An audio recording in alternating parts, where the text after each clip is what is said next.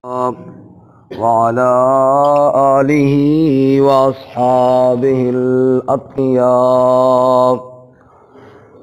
أما بعد فأعوذ بالله من الشيطان الرجيم.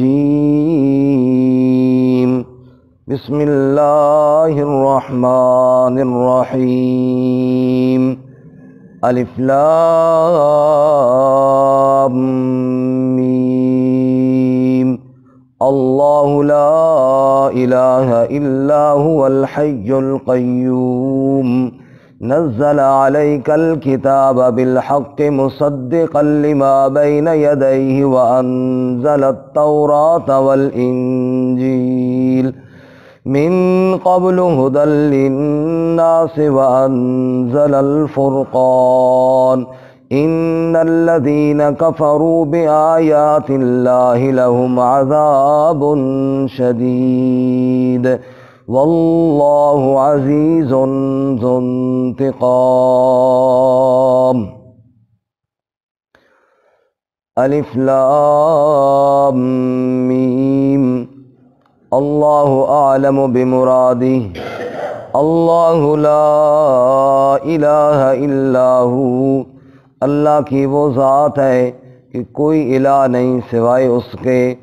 الحی القیوم ہمیشہ زندہ رہنے والا، سب کو تھامنے والا.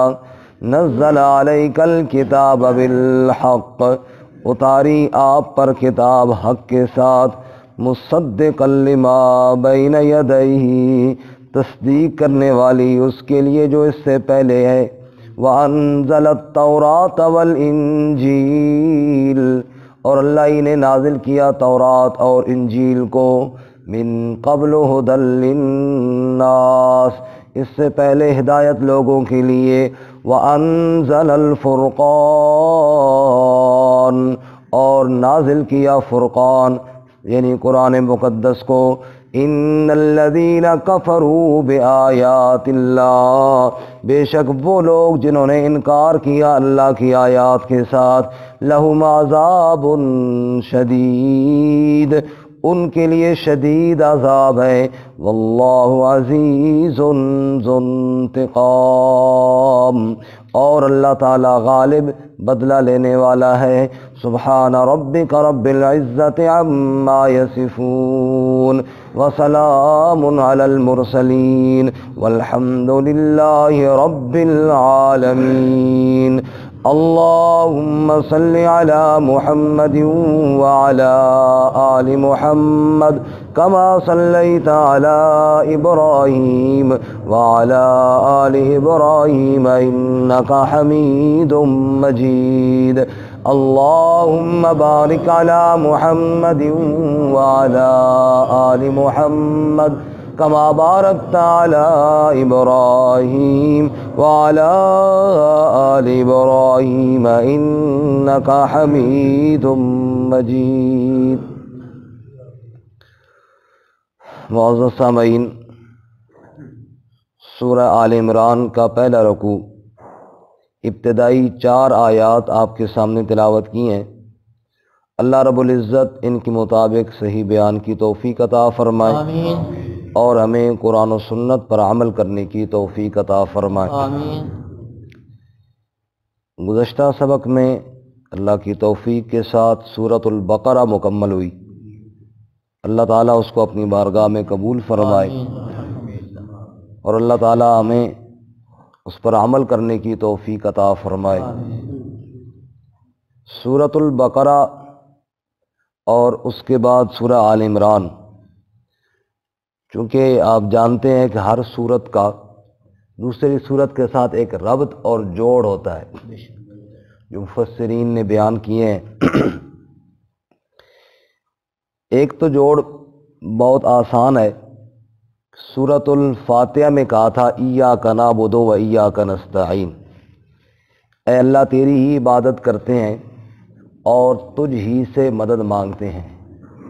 بقرہ میں فرمایا جس طرح یہودیوں نے گائے کی پوجا کی یا اللہ ہم اس طرح نہیں کریں گے بلکہ ایاک نعبد پر پکے رہیں گے. اور آل عمران میں فرمایا کہ جس طرح نصارہ نے آل عمران یعنی حضرت عیسیٰ علیہ السلام، حضرت مریم علیہ السلام کی پوجا کی، یا اللہ ہم ان کی نہیں کریں گے بلکہ ہم ایاک نعبد و ایاک نستعین پر پکے رہیں گے انشاءاللہ۔ دوسرا ربط اور جوڑ یہ ہے، کئی طریقوں سے مفسرین نے بیان کیا۔ سورۃ البقرہ میں توحید اور رسالت پر دلائل تھے، اور سورہ آل عمران میں توحید اور رسالت پر شبہات کے جوابات ہیں۔ اسی طرح سورۃ البقرہ میں جہاد کی ترغیب تھی، اور سورہ آل عمران میں جہاد کے جماعت مجاہدین کے لیے قوانین اور ضابطے بیان ہوں گے۔ سورۃ البقرہ میں زیادہ تر رد یہودیوں کا تھا، مغضوب علیہم، چونکہ سورۃ الفاتحہ میں 3 گروہ تھے نا، انعمت علیہم جن پر انعام ہوا، مغضوب علیہم جن پر غضب ہوا، اور ضالین جو گمراہ ہوئے۔ تو دوسرا گروہ جو تھا مغضوب علیہم، اس کا تذکرہ تھا سورۃ البقرہ میں، اور سورہ آل عمران میں تیسرا گروہ جو ضالین کا ہے، گمراہوں کا، یعنی نصارہ، ان کا ذکر ہے۔ سورۃ البقرہ کے اختتام میں دعا تھی، کل کے سبق میں ہم نے پڑھی، ربنا لا تؤاخذنا ان نسینا واخطأنا، آخر تک۔ اور سورہ آل عمران کی بھی آخری رکوع میں دعا ہے، ربنا اننا سمعنا منادیا ینادی للایمان ان آمنوا بربکم۔ اعتراضات کون سے ہیں؟ یہ صورت نازل کب ہوئی ہے؟ فرمایا کہ جب احد کے میدان میں صحابہ کرام رضوان اللہ تعالی علیہم اجمعین زخمی ہوئے، اس وقت یہ صورت مبارک اس کے بعد نازل ہوئی، چونکہ عیسائیوں کا ایک وفد، نجران کے عیسائیوں کا، وہ رسول اللہ صلی اللہ علیہ وسلم سے بحث کرنے اور مناظرہ کرنے آیا، اس پر یہ نازل ہوئی۔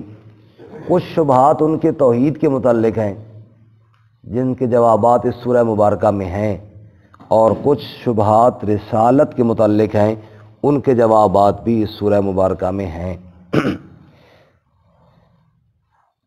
مثلا توحید کے بارے میں ایک شبہ یہ ہے کہ عیسیٰ علیہ السلام اللہ کا بیٹا ہے، نعوذ باللہ من ذالک، اس کا جواب بھی سورہ مبارکہ میں ہے، ان مثل عیسیٰ عند اللہ کمثل آدم۔ عیسیٰ علیہ السلام کا اگر باپ نہیں تو آدم علیہ السلام کی تو ماں بھی نہیں، باپ بھی نہیں، ان کو پھر کیا کہو گے؟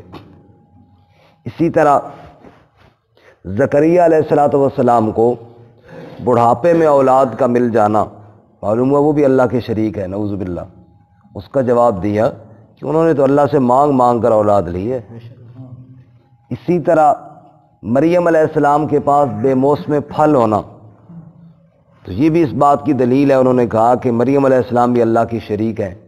اس کا جواب دیا، خود مریم علیہ السلام فرما رہی ہیں ہوا من عند اللہ، یہ پھل اللہ کی طرف سے آئے ہیں، تو اللہ کی شریک کیسے بن گئی؟ اسی طرح شبہ یہ تھا عیسیٰ علیہ السلام مردوں کو زندہ کرتے ہیں، لہٰذا وہ بھی خالق اور مالک ہیں۔ اس کا جواب دیا، عیسیٰ علیہ السلام خود فرمایا کرتے تھے احیی الموتیٰ باذن اللہ، یہ اللہ کے حکم سے ہوتے ہیں۔ اسی طرح رسالت پر بھی ان کے اعتراضات تھے، مثلا عیسیٰ علیہ السلام وہ خود یہ تعلیمات دے کر گئے ہیں کہ مجھے اللہ کا بیٹا کہا جائے۔ اس کا جواب دیا، عیسیٰ علیہ السلام کی تعلیمات کو بیان کیا، ان اللہ ربی و ربکم فاعبدوہ، وہ کہہ کر گئے اللہ میرا بھی رب ہے تمہارا بھی رب ہے، اسی کی عبادت کرو۔ اسی طرح ایک شبہ یہ تھا رسالت کے متعلق، اونٹ کا گوشت پہلی شریعتوں میں حرام تھا، نبی صلی اللہ علیہ وسلم نے کیوں جائز قرار دیا؟ اس کا جواب دیا اونٹ کا گوشت کوئی حرام نہیں تھا، پرہیز حضرت یعقوب علیہ السلام کو تھا، وہ الگ چیز ہے، حرام نہیں تھا۔ اسی طرح رسالت پر ایک شبہ یہ بھی تھا کہ کیسے نبی ہیں جی، نبیوں کے قبلے کو چھوڑ کر بیت المقدس کو چھوڑ کر بیت اللہ قبلہ بنا لیا۔ اس کا جواب دیا ان اول بیت وضع للناس للذی ببکہ، عبادت خانہ جو پہلا بنایا گیا وہ مکہ مکرمہ میں بنایا گیا ہے۔ اسی طرح یہ اعتراض تھا کہ اگر یہ سچا دین ہے اور آپ کے ماننے والے سچے ہیں، احد کے میدان میں شکست کیوں ہوئی ہے؟ اس کا جواب دیا معصوم نہیں تھے، غلطی ہوئی ہے، اللہ نے معاف کر دی ہے، اس غلطی کی تھوڑی تنبیہ اللہ تعالیٰ نے کی ہے۔ اسی طرح انہوں نے کہا کہ یہ جو ہمارا عیسائیت والا دین ہے یہی پسندیدہ دین ہے، اللہ تعالیٰ نے اس کی بڑی تعریف کی ہے۔ اس کا جواب دیا کہ دیکھو، اگر کسی وقت میں اللہ نے تمہاری تعریف کی ہے تو اس وقت کے نبی کی تم اطاعت کر رہے تھے تب تعریف کی ہے۔ اب قانون یہ ہے ان الدین عند اللہ الاسلام، اللہ کے ہاں پسندیدہ دین دین اسلام ہے۔ اسی طرح انہوں نے یہ بھی کہا کہ عیسیٰ علیہ السلام پر ہم ایمان لے آئے، اب کسی اور نبی پر ایمان لانے کی ضرورت ہی نہیں۔ اس کا جواب دیا وَإِذَا أَخَذَ اللَّهُ مِيثَاقَ النَّبِيِّينَ لَمَا آتَيْتُكُم مِّن كِتَابٍ وَحِكْمَةٍ ثُمَّ جَاءَكُمْ رَسُولٌ مُصَدِّقٌ لِّمَا مَعَكُمْ۔ سارے ساتھی سن رہے ہیں نا؟ یہ تھوڑا خلاصہ میں عرض کر لوں انشاءاللہ، پھر آنکھیں ذرا کھول کے سنیں نا، پھر بڑا سب کی آنکھیں کھلی ہیں جی ماشاءاللہ، آنکھیں میری طرف ہوں گی نا پھر بات بنے گی۔ اسی طرح یہ سارے جو ان کے اعتراضات ہیں ان کے جوابات اپنے اپنے مقام پر تفصیل کے ساتھ آ جائیں گے۔ میں نے مختصر سا خلاصہ یا ربط اور جوڑ سورۃ آل عمران کا سورۃ البقرہ کے ساتھ عرض کر دی ہے، اب انشاءاللہ تفصیل کے ساتھ باتیں ہوتی رہیں گی اپنے موقع پر۔ سورۃ البقرہ کو شروع کیا حروف مقطعات سے الف لام میم سے، اور سورہ آل عمران کو بھی شروع کیا الف لام میم سے۔ الف لام میم جو حروف مقطعات ہیں ان کا حقیقی معنی کون جانتا ہے؟ اللہ۔ مفسرین یہاں پر فرماتے ہیں اللہ عالم بمرادہ، ان کی مراد اور ان کا حقیقی معنی اللہ کے علاوہ کوئی نہیں جانتا۔ پھر ایک بڑا مشہور سوال ہوتا ہے یہاں پر کہ جب ان کی مراد پتہ نہیں، جب ان حروف کا معنی پتہ نہیں، تو پھر ان کا قرآن میں ذکر کرنے کا فائدہ کیا ہوا؟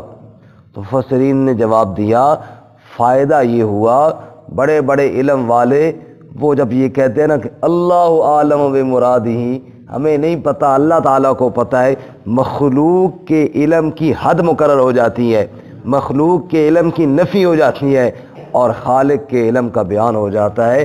یہ قرآن کا ایک موضوع ہے کہ مخلوق چاہے کتنے علم والی کیوں نہ ہو، آخر کہیں نہ کہیں ایسے موقع پہ آ کر وہ پھنس جاتی ہے کہ جہاں آگے اس کا علم نہیں جا سکتا، اور رب کا علم تو کسی جگہ پہ ختم نہیں ہو۔ ہمارے دارالعلوم دیوبند میں کوئی مفسر گئے امتحان لینے کے لیے، کسی لڑکے سے انہوں نے پوچھا بھئی الف لام میم کا معنی بتاؤ، اس نے کہا جی اللہ عالم بمرادی، تو انہوں نے ذرا اس انداز میں کہا پھر فائدہ کیا ہوا، تاکہ لڑکے کو آزمائیں کہ آگے یہ کیا کہے گا۔ انہوں نے کہا استاد جی میں بتاؤں فائدہ تو آپ خفا تو نہیں ہوں گے؟ کہا کہ نہیں بتاؤ۔ انہوں نے پگڑی باندھی ہوئی تھی اور پگڑی کے اوپر شملہ رکھا ہوا تھا، انہوں نے کہا جی فائدہ یہ ہے کہ تمہارے شملے کو تھوڑا نیچا کیا گیا ہے، تمہارا شملہ ہے نا اوپر، اللہ نے اس کو تھوڑا نیچا کیا ہے کہ تم ایسے نہ سمجھو کہ ہمیں سب کچھ پتہ ہے، سب کچھ تمہیں نہیں پتہ، سب کچھ اللہ کو پتہ ہے۔ یہ فائدہ ہے، اللہ عالم بمرادہ، اس کی مراد اللہ تعالیٰ ہی جانتا ہے۔ اللہ لا الہ الا ہو، سبحان اللہ۔ چونکہ توحید پر اعتراضات تھے، اللہ نے بات ہی مسئلہ توحید سے شروع کیا ہے، سبحان اللہ۔ اور مسئلہ توحید تو قرآن کا خاص موضوع ہے، کوئی صورت آپ کو ایسی نہیں ملے گی جس پہ مسئلہ توحید نہ ہو۔ حضرت مولانا حسین علی رحمۃ اللہ علیہ فرمایا کرتے تھے اللہ کے گل جیڑی بھی کرے مکندہ اپنی توحید تھی ہے۔ آیت پیچھے پڑھتے ہیں نا، جو بھی مرضی اس میں ہو، آخر میں آئے گا واللہ عزیز الحکیم، ان اللہ غفور الرحیم، واللہ علیم الحکیم۔ اللہ گل جیڑی بھی کرے مکندہ اپنی توحید تے، کیونکہ اللہ نے کائنات کو بنایا ہی اپنی توحید کے اظہار کے لیے۔ فرمایا اللہ لا الہ الا ہو، اللہ کی وہ ذات ہے جس کے علاوہ کوئی الہ نہیں، کوئی حاجت روا، کوئی مشکل کشا، کوئی معبود نہیں، کوئی عبادت کے لائق نہیں، کوئی سجدوں کے لائق نہیں، کوئی پکاروں کے لائق نہیں، اللہ لا الہ الا ہو، وہی ذات واحد عبادت کے لائق، زباں اور دل کی شہادت کے لائق، اسی کے ہے فرما اطاعت کے لائق، اسی کی ہے سرکار خدمت کے لائق، لگاؤ تو لو اپنی اس سے لگاؤ، جھکاؤ تو سر اس کے آگے جھکاؤ، اللہ لا الہ الا ہو۔ اس کائنات کے تخلیق کا مقصد یہ ہے کہ لا الہ الا اللہ کی پہچان ہو جائے، عبادت کے لائق صرف اللہ کی ذات ہے اور کوئی نہیں۔ حضرت سید طاء اللہ شاہ بخاری رحمۃ اللہ علیہ نے فرمایا، میں نے شمائل کی کتابوں میں جب اپنے محبوب صلی اللہ علیہ وسلم کے حسن و جمال کو دیکھا، آپ صلی اللہ علیہ وسلم کی خوبصورت زلفوں کو پڑھا، آپ کے چہرے کی رنگت کو پڑھا، آنکھوں کی خوبصورتی کو پڑھا، تبسم پڑھا، آپ کے ماتھوں کی سلوٹوں کو دیکھا، میں نے شمائل کی کتابوں میں جب آمنہ کے لال صلی اللہ علیہ وسلم کے حسن بے مثال کو پڑھا، میرے دل نے کہا عطاء اللہ شاہ یہ وہ نبی ہے، یہ بے مثال نبی ہے، اس کے حسن کی مثال کوئی نہیں ہے، یہ ایسا بے مثال ہے، تو جھک جا اس کے سامنے، تو سجدہ کر لے اس کو۔ میرے دل نے یہ کہا اس کو معبود بنا لے، لیکن میں نے جب دیکھا وہ بے مثال محمد کریم صلی اللہ علیہ وسلم عرب کی تپتی ہوئی زمین پر اپنی پیشانی کو ٹیک کر کہہ رہا ہے سبحان ربی الاعلیٰ، تو میرے دل نے جھنجھوڑ کر مجھے ضمیر نے کہا عطاء اللہ شاہ سجدہ اس کو نہ کر، سجدہ اس کو کر جس کے سامنے بے مثال محمد بھی جھک گیا ہے۔ اللہ لا الہ الا ہو، الہ بننے کے لائق اس کے علاوہ اور کوئی نہیں ہے، باقی سارے محتاج ہیں، حاجتوں پوری کرنے والا صرف کون ہے؟ باقی سارے دامن پھیلانے والے ہیں، جھولیاں بھرنے والا صرف کون ہے؟ اولیاء تیرے محتاج اے رب کل، تیرے بندے ہیں سب انبیاء الرسل، ان کی عزت کا باعث ہے نسبت تیری، ان کی پہچان تیرے سوا کون ہے؟ سب کا داتا ہے تو، سب کو دیتا ہے تو، تیرے بندوں کا تیرے سوا کون ہے؟ انبیاء الرسل اہل بیت نبی تابعین و صحابہ پہ جب آ بنی، گر کے سجدے میں سب نے یہی عرض کی تو نہیں ہے تو مشکل کشا کون ہے؟ سب کا داتا ہے تو، سب کو دیتا ہے تو، تیرے بندوں کا تیرے سوا کون ہے؟ کون مقبول ہے کون مردود ہے؟ بے خبر کیا خبر تجھ کو کیا کون ہے؟ جب تو لیں گے عمل سب کے میزان پر، جب تو لیں گے عمل سب کے میزان پر، تب کھلے گا کہ کھوٹا کھرا کون ہے؟ سب کا داتا ہے تو، سب کو دیتا ہے تو، تیرے بندوں کا تیرے سوا کون ہے؟ اللہ فرماتے ہیں عیسیٰ علیہ السلام کو مت میرا بیٹا کہو، اللہ لا الہ الا ہو۔ عیسیٰ علیہ السلام میرے برگزیدہ بندے تو ضرور تھے، میرے بیٹے اور میرے شریک نہیں تھے، میں وحدہ لا شریک ہوں۔ سبحان اللہ۔ الہکم الہ واحد، تمہارا معبود صرف معبود یکتا ہے، لا الہ الا اللہ۔ جو لا کہا وہ لا ہوا، وہ لا بھی اس میں لا ہوا، جو لا کہا وہ لا ہوا، وہ لا بھی اس میں لا ہوا، جز لا ہوا قل لا ہوا، پھر کیا ہوا؟ اللہ ہوا۔ اللہ کریم فرماتے ہیں اللہ لا الہ الا ہو، کہہ دے میرے محبوب صلی اللہ علیہ وسلم اس دھرتی پر میرے علاوہ معبود کوئی نہیں ہے۔ کیوں کوئی نہیں ہے؟ دلیل کیا ہے؟ الحی القیوم،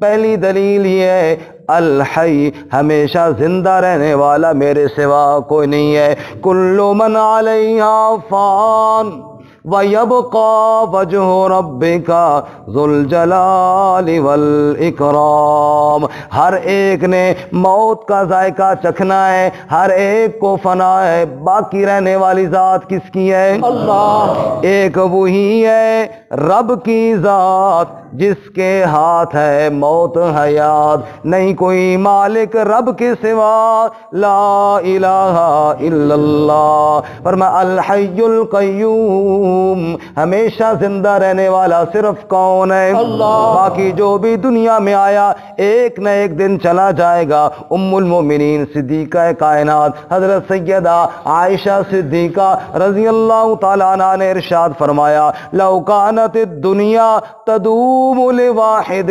لکان رسول اللہ فیہا مخلدا، اگر دنیا میں کسی نے ہمیشہ رہنا ہوتا رحمت کائنات صلی اللہ علیہ وسلم ہمیشہ رہتے۔ 63 سال کے بعد جب آپ اس دنیا کو چھوڑ کر چلے گئے، معلوم ہوا دنیا میں کسی نے ہمیشہ نہیں رہنا۔ القیوم، دوسری دلیل یہ ہے پوری کائنات کا مدبر اللہ تعالیٰ ہے، پوری کائنات کا نظام چلانے والا کون ہے؟ اللہ، ہر ایک کو تھامنے والا، گرتوں کو اٹھانے والا، نیچے رہنے والوں کو تخت پر لے جانے والا، تو شاہوں کو گدا کر دے، گدا کو بادشاہ کر دے، میرے اللہ تیری مرضی جدھر چاہے ادھر کر دے، کسی کو تاج سلطانی کسی کو در بدر کر دے، میرے اللہ تیری مرضی جدھر چاہے ادھر کر دے، اشارہ تیرا کافی ہے کٹانے اور بڑھانے میں۔ القیوم، سب کو تھامنے والا کون ہے؟ اللہ۔ شیخ سعدی رحمۃ اللہ علیہ فرماتے ہیں لوگ کہتے ہیں اللہ نظر نہیں آتا، اور میں کہتا ہوں جب کوئی نظر نہیں آتا تو بتاؤ کون نظر آتا ہے؟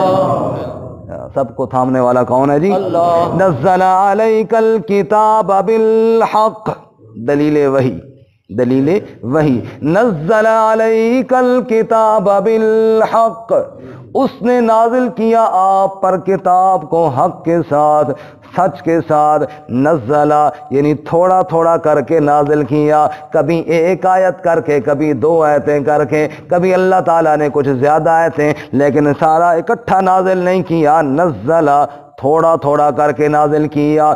کفار نے مطالبہ کیا لولا نزل علیہ القرآن جملۃ واحدہ، قرآن سارا اکٹھا کیوں نہیں نازل ہوتا، اکٹھا اتر آئے تو ٹھیک ہے۔ اللہ نے فرمایا نہ میرے پیغمبر، ہم نے اکٹھا نازل نہیں کرنا، تھوڑا تھوڑا نازل کریں گے۔ کیوں یا اللہ، اس میں کیا حکمت ہے؟ اللہ نے قرآن میں بتایا سورۃ الفرقان میں کذالک لنثبت بی فؤادک ورتلناہ ترتیلا، میرے محبوب کوئی آپ کو شاعر کہتا ہے، کوئی آپ کو مجنون کہتا ہے، کوئی آپ پر ظلم و ستم کرتا ہے، جب ان کی باتیں سن کر آپ کا دل دکھی اور پریشان ہوتا ہے، ہم ادھر سے 4 آیتیں نازل کر کے آپ کے دل کو سکون عطا فرما دیتے ہیں۔ نزل علیک الکتاب بالحق، ہم نے کتاب کو حق کے ساتھ نازل کیا، والذی جاء بالحق، میرے محمد تجھے بھی حق کے ساتھ بھیجا، تیرے اوپر جو کتاب نازل کی اس کتاب کو بھی حق کے ساتھ نازل کیا۔ مصدقا لما بین یدیہ، کتاب قرآن مقدس پہلی کتابوں کی تصدیق کرنے والی ہے، پہلی کتابوں کی تردید نہیں کرتی۔ قرآن تورات کی بھی تصدیق کرتا ہے، انجیل کی بھی یا باقی صحیفوں کی بھی۔ فرمایا وانزل التوراۃ والانجیل، جس اللہ تعالیٰ نے قرآن نازل کیا اسی اللہ نے پہلے تورات اور انجیل بھی نازل کیے تھے۔ من قبل ھدی للناس، قرآن سے پہلے وہ ہدایت تھے لوگوں کے لیے، تورات و انجیل اپنے اپنے وقت میں اپنی اپنی قوم کے لیے وہ ہدایت کا سامان لے کر آئے تھے، اور اب وَأَنزَلَ الْفُرْقَانَ، اب اللہ نے قرآن نازل کر دیا۔ فرقان کا معنی فرق کرنے والا، حق اور باطل کے درمیان، سچ اور جھوٹ کے درمیان فرق کرنے والی کتاب کو قرآن کہتے ہیں۔ فرمایا تبارک الذی نزل الفرقان علی عبدہ، برکت والی وہ ذات ہے جس نے فرقان کو اپنے بندے محمد صلی اللہ علیہ وسلم پر نازل فرما دیا۔ ایک جگہ اللہ فرماتے ہیں اللہ الذی انزل الکتاب بالحق والمیزان، اللہ تعالیٰ نے قرآن کو حق کے ساتھ بھیجا ہے اور قرآن کو ترازو بنا کر کے بھیجا ہے۔ میرے پاس شاپر کے اندر کوئی چیز موجود ہے، پتہ نہیں 3 پاؤ ہے یا آدھا کلو ہے یا پورا کلو ہے، جب ترازو کے اوپر رکھوں گا تو پتہ چل جائے گا۔ اللہ فرماتے ہیں تیرا عقیدہ ٹھیک ہے یا غلط ہے، تیرا عمل درست ہے یا غلط ہے، میں نے ترازو بنا کر قرآن کو بھیجا ہے۔ وَأَنزَلَ الْكِتَابَ بِالْحَقِّ وَالْمِيزَانِ، اس ترازو پہ آ کے پرکھ لے اپنے عقیدے کو، اس ترازو پہ آ کے پرکھ لے اپنے عمل کو۔ اگر تیرا عقیدہ ٹھیک ہوا تو قرآن بیان کر دے گا کہ ٹھیک ہے، اگر غلط ہوا تو قرآن اس کی تردید کر دے گا۔ وَأَنزَلَ الْفُرْقَانَ، یہ فرق کرنے والی کتاب ہے، سچ اور جھوٹ جدا جدا کرنے والی کتاب ہے۔ إِنَّ الَّذِينَ كَفَرُوا بِآيَاتِ اللَّهِ، اب جو اس کا انکار کرے گا گویا کہ وہ اللہ کی آیات کا انکار کر رہا ہے۔ فرمایا جس نے انکار کیا اللہ کی آیات کا، لہم عذاب شدید، ان کے لیے شدید عذاب اللہ نے تیار کیا ہے۔ اللہ تعالیٰ ہماری حفاظت فرمائے۔ واللہ عزیز ذو انتقام، اور اللہ تعالیٰ غالب بھی ہے، بدلہ لینے والا بھی ہے۔ جو اللہ کی آیات کا انکار کرے گا اللہ اس کو دوزخ میں دھونک دے گا، اور پھر دوزخ میں وہ چیخے گا چلائے گا اللہ ہمیں یہاں سے نکال۔ اللہ کریم قرآن میں بتاتے ہیں دوسرے مقام پہ، پھر اللہ ان سے پوچھے گا الم تکن آیاتی تتلی علیکم فَكُنْتُمْ بِهَا تُكَذِّبُونَ، اب کس منہ سے کہتے ہو دوزخ سے نکال، میری آیتیں نہیں آئی تھی تمہارے پاس، کیا کسی نے نہیں سنائی تھی؟ میری آیتوں کو تم دنیا میں جھٹلاتے رہے ہو، آج کیوں تمہیں دوزخ سے نکالوں، ادھر ہی جلتے رہو۔ تو اللہ تعالیٰ ہمیں آیات الہیہ کے اوپر عمل کی توفیق عطا فرمائے۔ حدیث پاک میں آتا ہے آخر میں رات کو سوتے وقت یہ کہا کرو آمنت بکتابک الذی انزلت وبنبیک الذی ارسلت، اے اللہ جو کتاب تو نے نازل کی نا میں اس کو بھی مانتا ہوں، جس نبی کو تو نے بھیجا یا اللہ میں اس کو بھی مانتا ہوں۔ فرمایا یہ کہہ کر اگر تم سوئے اور اس رات تمہاری موت آ گئی تو اللہ تعالیٰ ایمان والی موت نصیب فرمائے۔ فرمایا کتاب اللہ کا انکار نہ کرو، جو انکار کریں گے وہ عذاب کی بھینٹ چڑھیں گے۔ اللہ تعالیٰ ہمیں عمل کی توفیق عطا فرمائے، کتاب اللہ پر یقین نصیب فرمائے۔ ترجمہ دوبارہ سن لیجیے۔ الف لام میم اللہ اعلم بمرادہ اللہ لا الہ الا هو الحی القیوم، اللہ کی وہ ذات ہے جس کے علاوہ الہ کوئی نہیں، ہمیشہ زندہ ہے، سب کو تھامنے والا ہے۔ نزل علیک الکتاب بالحق، نازل کیا آپ پر کتاب کو حق کے ساتھ، مصدقا لما بین یدیہ، تصدیق کرنے والی جو اس سے آگے ہے۔ وانزل التوراۃ والانجیل، اور نازل کیا تورات اور انجیل کو، من قبل ھدی للناس، اس سے پہلے ہدایت لوگوں کے لیے۔ وانزل الفرقان، اور نازل کیا فرقان کو۔ ان الذین کفروا بآیات اللہ، بے شک وہ لوگ جنہوں نے انکار کیا اللہ کی آیات کے ساتھ، لہم عذاب شدید، ان کے لیے شدید عذاب ہے۔ واللہ عزیز ذو انتقام، اور اللہ تعالیٰ غالب ہے، انتقام لینے والا ہے۔